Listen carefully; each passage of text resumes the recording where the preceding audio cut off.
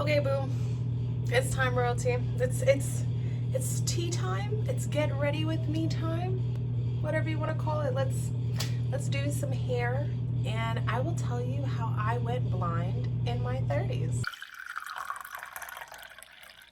We have to do something with this. I don't know. I turned into a Powerpuff Girl because I didn't want to do my hair today. And I'm just not close enough with you guys yet that I'm gonna bring you into the shower for my shampoo and condition.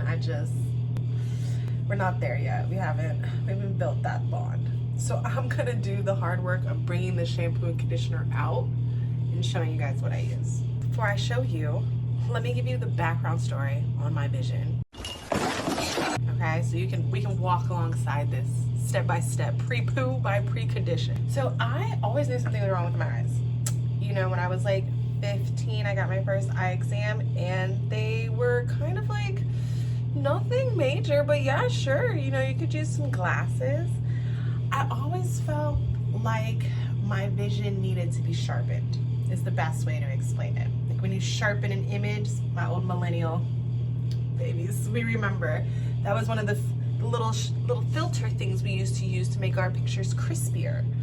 So I always felt that's exactly what I needed. I needed just a little more crispness to my vision. So I got some glasses, you know, did my thing. Wasn't an issue. You know, I went to high school, didn't sit in the back of the classroom because I was a nerd anyways. So I never realized I couldn't really see that well. It didn't make a difference. I kept living my life. Things went on. I started to notice in my mid-20s that my vision was getting a little worse, but nothing like alerting. You know, I was like, can't see so well, but I wasn't stressed about it. I thought vision deteriorated with age. All right, back to the hair. You like how I did that? So first things first, I used this. Okay, it's the Shea. This is where my visual impairment comes in, guys. So I got the Jamaican Black Castor Oil Strength and Restore Shampoo. This, I just always use this. I don't know, it's become like a staple in me and my daughter's hair, not just mine. And I am trying a new conditioner. Conditioners are my biggest enemy because I have very thin hair. I know it may not look it, but I mean, for those experts are like, yes it is, boo. I have very thin hair, and one of my issues is that even though it's so curly, it needs a lot of moisture. Like that becomes something, but I don't like using anything that's super duper heavy either. And that's sometimes the problem with the Shea Moisture conditioners, is that they are very, very heavy on my hair. And I mean, it's not a leave-in, true, but I still feel like it weighs my hair down pretty heavily. So that has become a little bit of a downside, but you know, at least my hair's healthy, so I guess if it's weighed down, I can work with that in other ways. I use mousse. We'll get to that later. When I get rich, one of the first things, guys, we're doing, my first sponsorship, someone to wash my hair and just take care of it. A personal care, curly hair stylist. That's when y'all know I hit my first real YouTube check. Okay, that video. And it's gonna be the OGs, the OG royalty that knows, like, oh shit, we made it, bro. Okay guys, next time you see me, I will have shampooed and conditioned. It actually doesn't look too bad. Look at the top of his head. It doesn't look too bad, but let's just get it done, okay? And I'll see you in a YouTube second. So I've shampooed, I've conditioned, and just in case you're one of those people that like intricate details, I left it in for 10 minutes.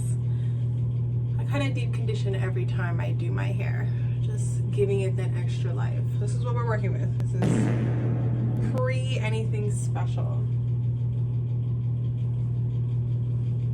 Ta-da! Okay, so let's get started. Okay, so before we get back to story time, let's get into the products. So while I'm doing my hair, I can tell you guys the story.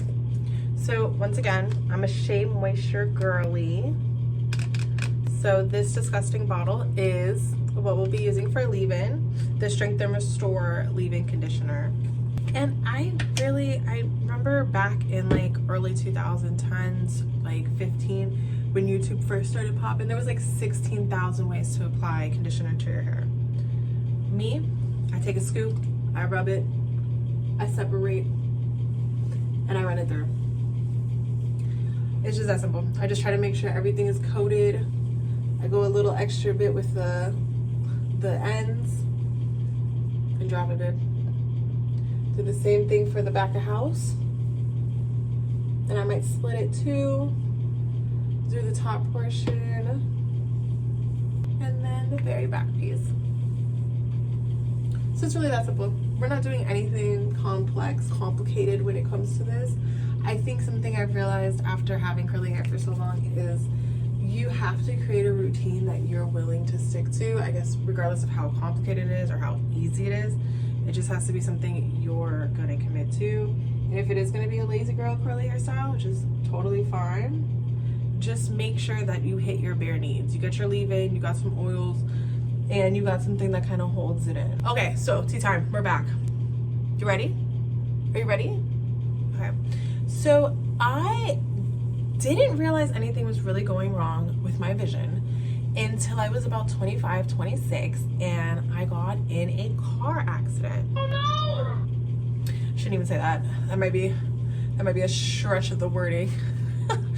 So unfortunately, I was driving home from my boyfriend's at the time, ex-boyfriend now currently. I was driving home from his house, and what I found really scary about this was that I was actually going very slow. I was going like 25, 30 miles per hour on a bridge, headed home. And it wasn't like I was blasting music or had anything really significant I was doing. I wasn't on the phone, I wasn't texting. And I heard a boom, and I felt my car hit something. Now, I instantly like freaked out. I'm not going to lie to you. I think that's like a natural reaction. And I was like, what the hell, did I hit someone? Oh my gosh. And so you see how I just did all that? I try to like do a once over.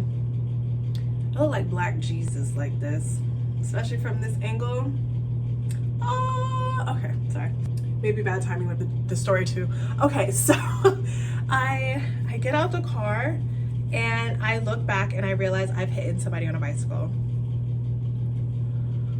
I'm freaked out. I'm like, because I'm a very safe driver. I'm not thinking, I'm not thinking like, oh my God, I can't believe I hit somebody. I'm freaking out. So what we're gonna do is, by the way, side note, we're going to pin one side up, let that moisturize while we do this side. And let me see if I can find another hair clip. Okay, no hair clip.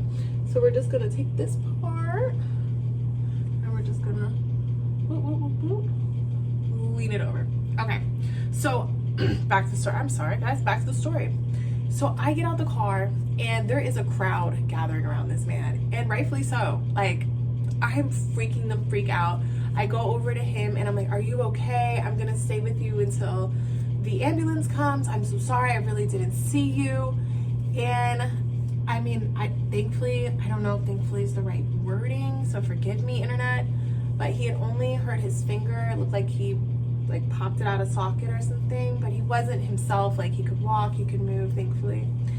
So the police came, and the police officer hears me tell my side of the story, and I'm like, ma'am, I promise you that I did not see this man. Like, I was going 30 miles per hour. I was not going fast. And she believed me, 100% believed me. She ended up not writing me a ticket. And she was like, look, I don't know what happened, but he's probably gonna press charges and try to sue because we live in the era of 401 pain, and that's neither here nor there. So I was like, okay. So I am really freaked out at this point. And not only am I freaked out that I hit somebody, I'm like, oh my gosh, I'm driving and I genuinely did not see that man. So I'm in a state of almost disbelief. Like, did I hit him? I'm like having, I don't know, like when you get in a car accident, you try to replay every moment. And you're like, did I actually, like, did he jump in front of me? Did I not see? How could I not have seen him? How could I not have seen him? I get home, I tell my family, and my family, especially one of my moms, is like, I told you something's wrong with your vision. You have to go to the doctor. You have to go to the eye doctor. And I was like, okay, 100%, like I'm not taking from that. So I book an appointment with an eye doctor. All right.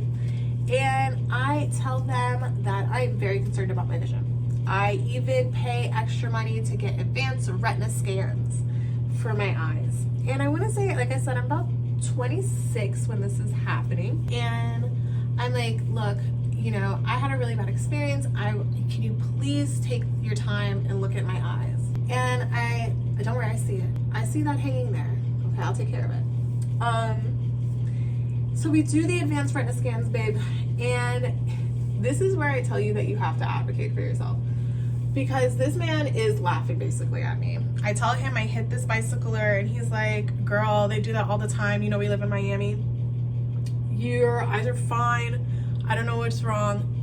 He probably jumped in front of you. You probably just didn't see him like on a natural, probably blended in or something. But your eyes are perfectly fine. Okay? Your prescription's fine. Everything's fine. So I leave thinking maybe I am going crazy.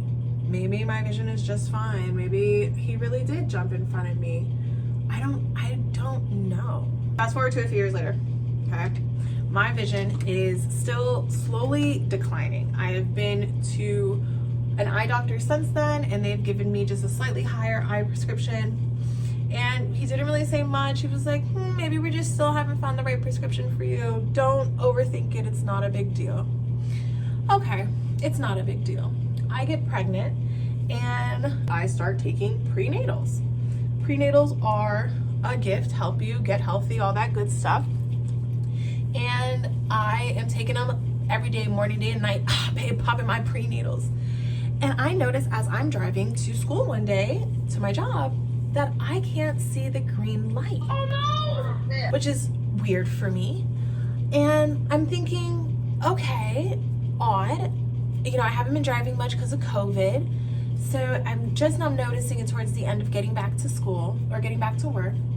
And I think maybe it's because I'm colorblind. I was like, maybe I just keep running up against lights that are green against green leaves, and I've just never, please be gentler than I am. If I'm gonna teach you anything, this whole thing, besides advocating for yourself, it's brushing softly. So girly pop, I start getting a little nervous because I'm 9 months pregnant, and I'm having a very hard time seeing whether the light is green, which, in case you don't drive, is a big freaking issue. So I give birth to my daughter. Aww. Life is continuing, and I am making comments to my family all the time that I just can't see anymore. Like, I can't see this, I can't see that, I need a better prescription. So they finally, you know, we get kind of things situated at my house. I'm a new mom. It's hard for me to think about me.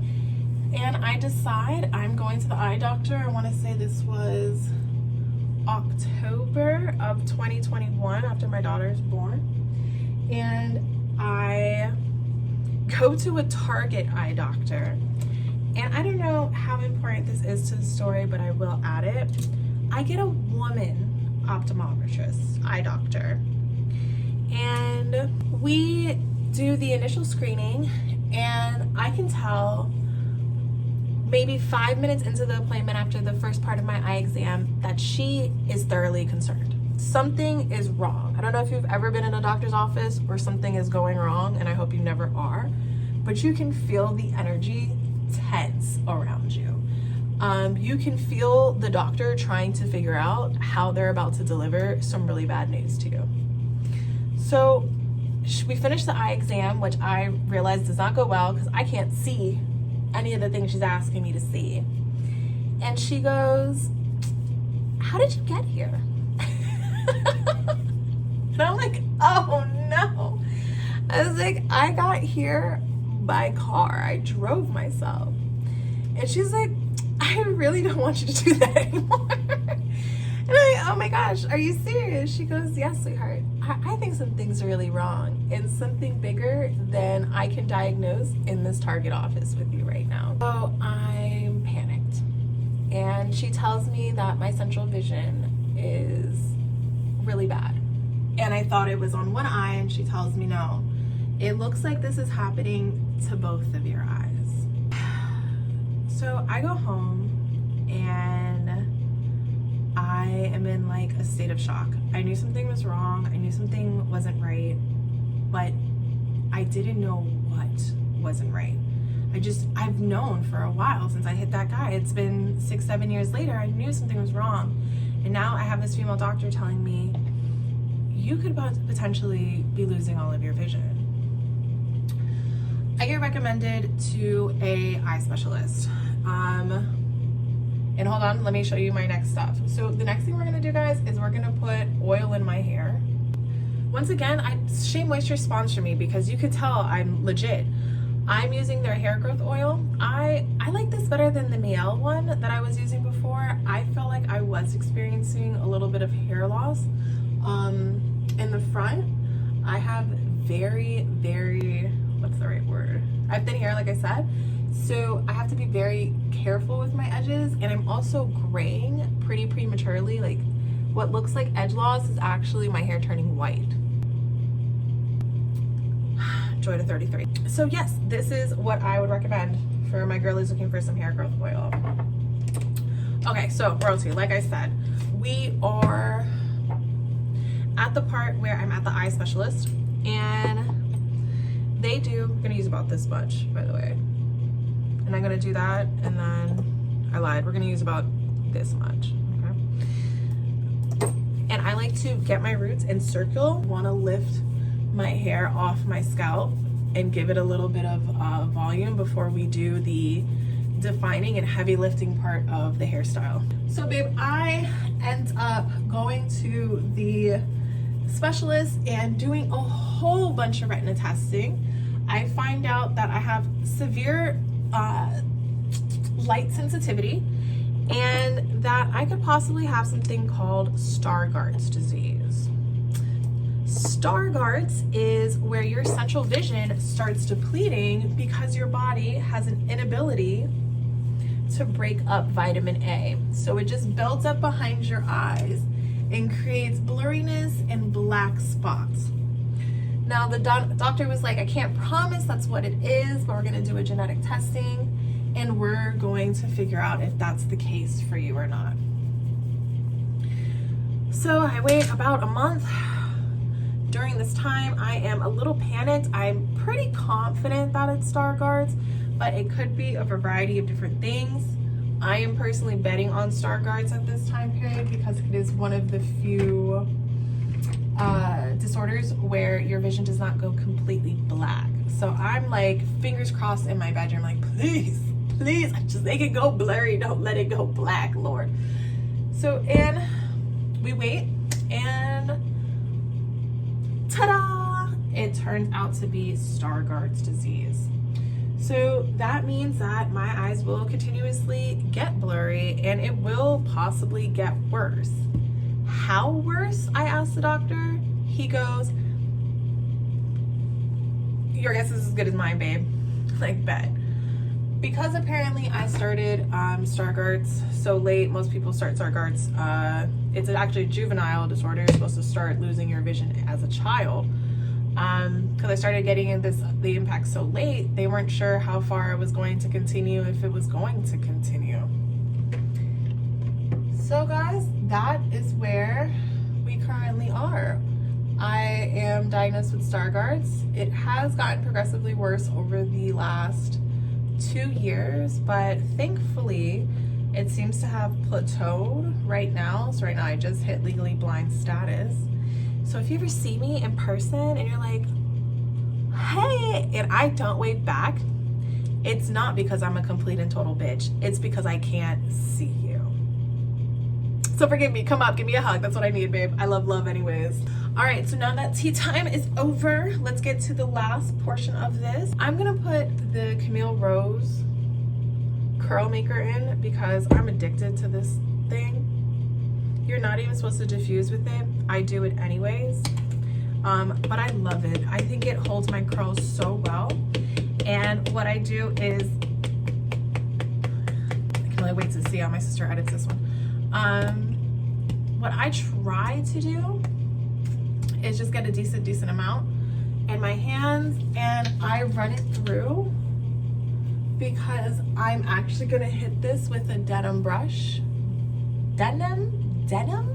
It's not denim. I know it's not like a denim jeans, but it's It's close enough. I'll show you the brush afterwards, and that gives its real curl definition powder. Now, if you're watching this and you're someone that maybe has someone who's visually impaired in their life and you don't know how to help them, the best thing I would say to you is ask them what they need. I have a lot of people in my life who want to be helpful, and this is the brush. It's disgusting. I can hear, yes, it's disgusting, but it's mine. I don't share this, okay? But if you have someone who's visually impaired, ask them what they need. Don't assume you know, and don't necessarily always have a game plan.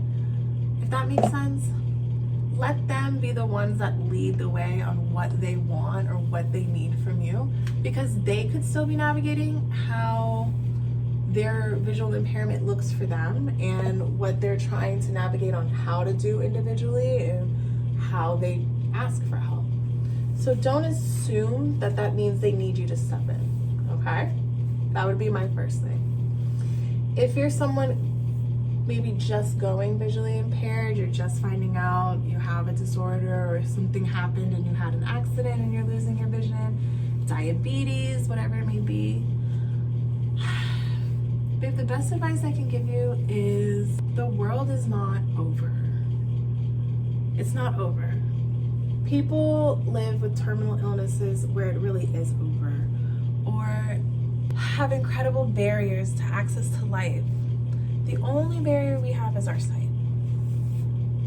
Okay? Don't let that stop you from doing absolutely everything you can do.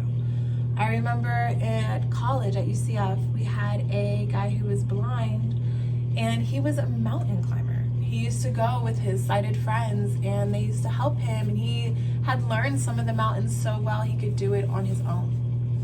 So I strongly just encourage you to remember your life is not over. Your life has just begun, and if anything, in a crazy way, your sight gets a lot clearer spiritually, because things that used to seem pointless now have a lot more value.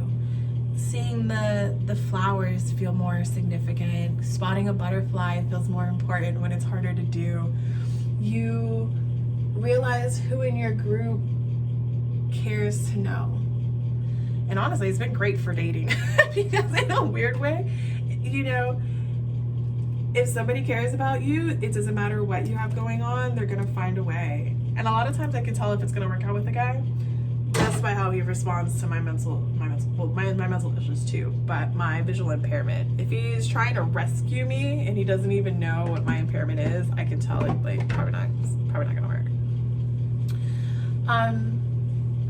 There are ways to get around everything, and invisible illnesses are a thing. Most people do not believe I'm visually impaired. I can't tell you how many times I've genuinely had people almost make fun of me, like, you're not blind. Are you serious? Okay, last thing, okay? We are going to add the last Shea Moisture. I just realized my whole entire hair product line is Shea Moisture. Is the Smoothing, Hold, and Multi-Styling Mousse. I promise you, this is not sponsored. I just really love their stuff. How I do this is super simple, and it's probably not gonna catch on camera. So just shake this bad boy up, pump a whole bunch into it, flip my hair over, and scrunch like it's 2008.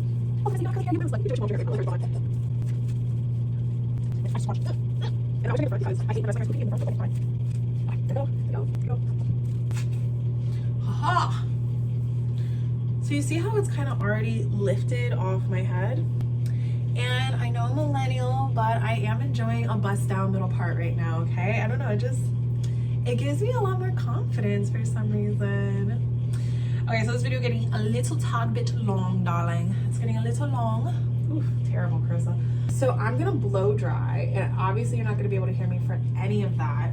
So enjoy some blow dry ASMR in 15x speed. I don't have a special blow dryer. I have the cheapest blow dryer I could find on Amazon with the diffuser edition. And when I went to get my hair cut, I asked if I had heat damage and she said no, so.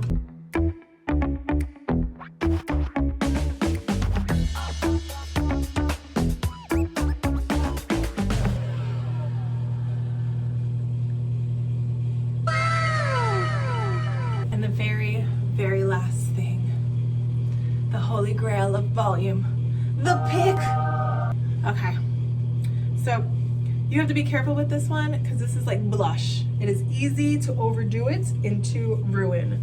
So I just try to pick.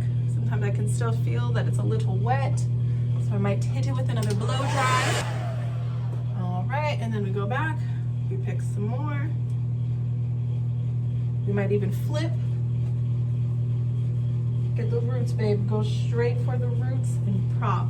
Okay, like I said, I don't do too much, especially on day one hair, because it's gonna get bigger with the day. I said I was blind. I didn't say I wasn't fine now, okay?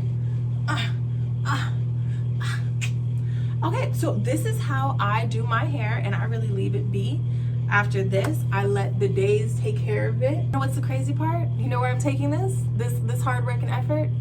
To bed. Good night. Don't forget you are loved, cared for, and thought of. Have a great night, royalty. Oh, and guys, I forgot to ask. What's your struggle? I just told you my struggle. I'm blind. I'm legally blind. I can't even see a good looking man coming at me. What's your beef? What's your problem? I want to know. Share. Let's build our community so we can help each other.